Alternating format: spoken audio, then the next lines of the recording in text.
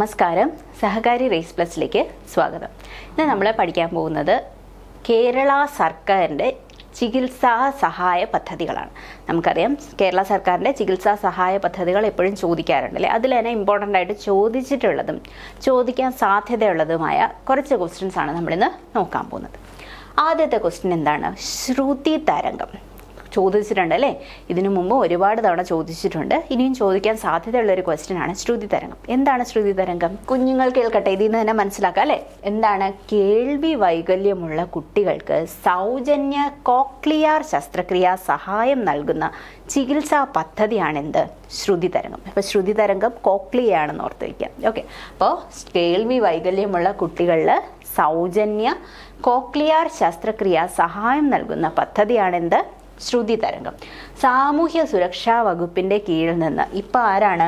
ആരോഗ്യ വകുപ്പിൻ്റെ കീഴിലാണ് ഇപ്പോൾ ശ്രുതി തരംഗം ഉള്ളത്. അപ്പോൾ ഇതിനു മുമ്പ് ചോദിച്ചപ്പോഴത്തേക്കും അത് സാമൂഹ്യ സുരക്ഷാ മിഷൻ എന്നാണ് സ്റ്റേറ്റ്മെൻറ്റിൽ വന്നിട്ടുണ്ടാവുക. ചിലപ്പോൾ അത് തെറ്റിക്കാൻ വേണ്ടിയിട്ട് ആരോഗ്യ വകുപ്പ് അല്ലെങ്കിൽ സാമൂഹ്യ സുരക്ഷാ വകുപ്പ് കാണുമ്പോൾ നമുക്കത് സ്റ്റേറ്റ്മെൻറ്റ് കറക്റ്റായിട്ട് തോന്നും. പക്ഷെ ഇപ്പോൾ അത് ആരോഗ്യ വകുപ്പിൻ്റെ കീഴിലാണ് ശ്രുതി തരംഗം. അപ്പോൾ ശ്രുതി തരംഗം എന്താണ്? കോക്ലിയർ ഇംപ്ലാന്റേഷൻ ആണ് കുട്ടികൾക്ക്, അതായത് കേൾവി വൈകല്യമുള്ള കുട്ടികൾക്ക് സൗജന്യ കോക്ലിയർ ശസ്ത്രക്രിയാ സഹായം നൽകുന്ന പദ്ധതിയാണ്. അടുത്തത് 18 വയസ്സ് വരെയുള്ള BPL കുടുംബാംഗങ്ങളായ കുട്ടികൾക്ക് സൗജന്യമായിട്ടുള്ള ക്യാൻസർ ചികിത്സയ്ക്കുള്ള പദ്ധതിയാണ് ക്യാൻസർ സുരക്ഷാ പദ്ധതി. അപ്പോൾ ക്യാൻസർ സുരക്ഷാ പദ്ധതി എന്ന് കേൾക്കുമ്പോൾ എല്ലാവർക്കും അത് ഇൻക്ലൂഡഡ് ആണെന്ന് പെട്ടെന്ന് നമുക്ക് തോന്നും. അങ്ങനെ തോന്നരുത്.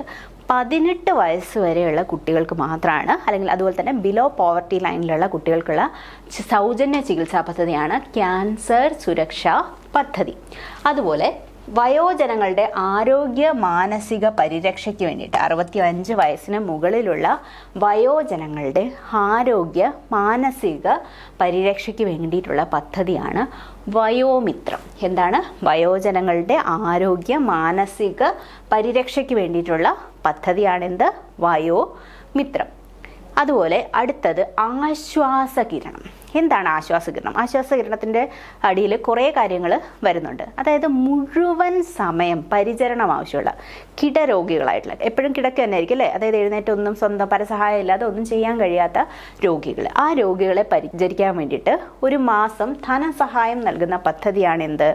ആശ്വാസകിരണം. എന്താണ്? മുഴുവൻ സമയം കിടരോഗികളായിട്ടുള്ള രോഗികൾക്ക് പരിചരണം നൽകാൻ വേണ്ടിയിട്ട് കൂടെ നിൽക്കുന്ന ആൾക്കാർക്ക് നൽകുന്ന ആ ഒരു ധനസഹായമാണ് എന്ത്? ആശ്വാസകിരണം. അതുപോലെ മാനസിക വെല്ലുവിളി നേരിടുന്നവർ, സെറിബ്രൽ പാൾസി, ഓട്ടിസം, ബുദ്ധിമാന്ദ്യം എന്നിവരെ പരിപാലിക്കുന്നവർക്ക് അവരുടെ എന്താ പറയുക, സാമ്പത്തിക സ്ഥിതിയോ മറ്റു കാര്യങ്ങളോ ഒന്നും നോക്കേണ്ടില്ല. ഇങ്ങനെ ഉള്ളവരെ പരിചരിക്കുന്നവർക്ക് നമ്മുടെ ആശ്വാസകിരണം BPL ആണെങ്കിൽ APL ആണെങ്കിലും ഒക്കെ ആശ്വാസകിരണത്തിൽ പ്രതിമാസം ധനസഹായം ലഭിക്കും. 1 മാസം എത്രയാണ്? 600 രൂപയാണ് ലഭിക്കുന്നത്. അടുത്തത് താലോലം പദ്ധതി. ജന്മനായുള്ള, ഒരുപാട് തവണ ചോദിച്ചിട്ടുണ്ട് PSC അല്ലേ. താലോലം പദ്ധതി ജന്മനാ ഹൃദയ വൈകല്യങ്ങളുള്ള അല്ലെങ്കിൽ ഗുരുതരമായിട്ടുള്ള ഹൃദയ രോഗങ്ങളുള്ള കുട്ടികൾക്ക്, 18 വയസ്സിന് താഴെയുള്ള കുട്ടികൾക്കുള്ള ചികിത്സാ സഹായമാണെന്ത്?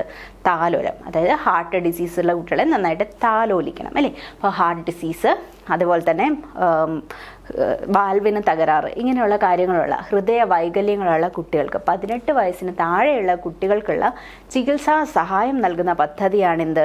താലോലം. അടുത്തത് മിഠായി.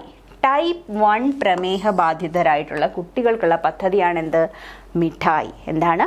ടൈപ്പ് 1 പ്രമേഹ ബാധിതരായിട്ടുള്ള കുട്ടികൾക്കായിട്ടുള്ള പദ്ധതിയാണെന്ത്? മിഠായി. ഓക്കെ, അപ്പോൾ രക്തദാനം പ്രോത്സാഹിപ്പിക്കാൻ, അടിയന്തര രക്തദാനത്തിന് വേണ്ടിയിട്ട് നമ്മുടെ പോലീസ് തുടങ്ങിയ ഒരു ആപ്പാണ് പൊൽ ബ്ലഡ്. എന്താണ്? പൊൽ ബ്ലഡ്. നമ്മുടെ PWD റിലേറ്റ് ചെയ്ത് നമ്മുടെ ബാക്കിയുള്ള കാര്യങ്ങൾ പൊൽ ആപ്പിനെ പറ്റി നമ്മൾ പഠിച്ചിട്ടുണ്ട് അല്ലേ. അതുപോലെ രക്തദാനം പ്രോത്സാഹിപ്പിക്കാൻ അടിയന്തര രക്തദാനത്തിന് വേണ്ടിയിട്ടും നമ്മുടെ പോലീസ് കൊണ്ടുവന്ന ഒരു ആപ്പാണ് പൊൽ ബ്ലഡ്. അപ്പോൾ ടൈപ്പ് 1 പ്രമേഹ ബാധിതരായിട്ടുള്ള കുട്ടികൾക്കുള്ള പദ്ധതിയാണ് മിഠായി. അതുപോലെ ജന്മനാ ഹൃദയ വൈകല്യമുള്ള ഗുരുതര രോഗങ്ങളുള്ള 18 വയസ്സിന് താഴെയുള്ള കുട്ടികൾക്കുള്ള ചികിത്സാ സഹായമാണെന്ത്? താലോലം. അടുത്തത് മെഡിസെപ്പ്. മെഡിസെപ്പ് വന്ന ഡേറ്റ് ഓർത്ത് വെച്ചോളാം. 2022 ജൂലൈ 1 സർക്കാർ ജീവനക്കാർക്കും പെൻഷൻകാർക്കുമുള്ള ആരോഗ്യ ഇൻഷുറൻസ് പദ്ധതിയാണെന്ത്? മെഡിസെപ്പ്. എന്താണ്? സർക്കാർ ജീവനക്കാർക്കും പെൻഷൻകാർക്കുമുള്ള ആരോഗ്യ ഇൻഷുറൻസ് പദ്ധതിയാണ് മെഡിസെപ്പ്.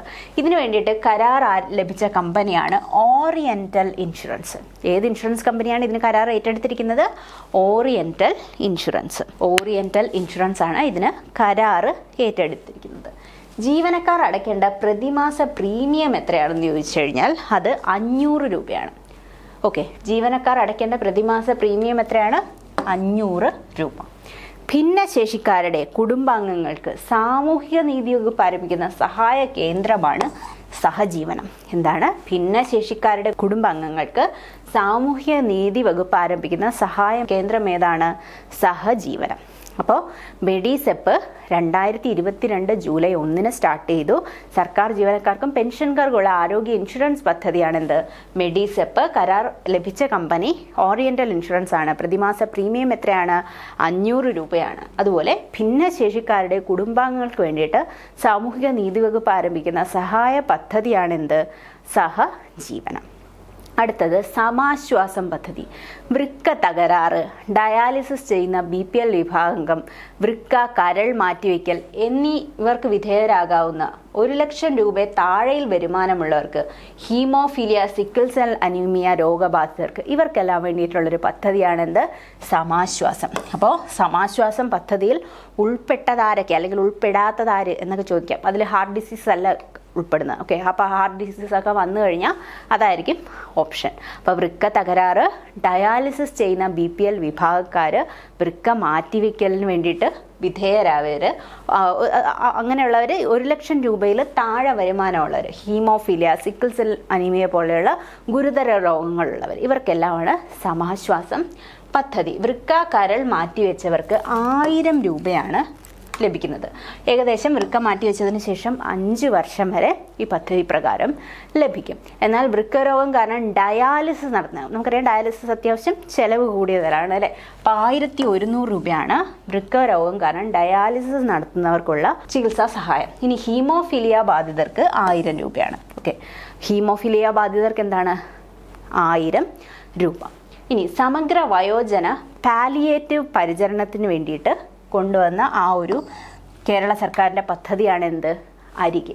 സമഗ്ര വയോജന പാലിയേറ്റീവ് പരിചരണം. ഓക്കെ, വീട്ടിൽ ചെന്ന് തന്നെ എല്ലാ കാര്യങ്ങളും നോക്കുന്നതും വയോജനങ്ങളുടെ ആ ഒരു ആരോഗ്യ കാര്യങ്ങൾ സംരക്ഷിക്കാൻ വേണ്ടിയിട്ടാണ് അരികെ എന്നുള്ളൊരു പദ്ധതി കൊണ്ടുവന്നിരിക്കുന്നത്.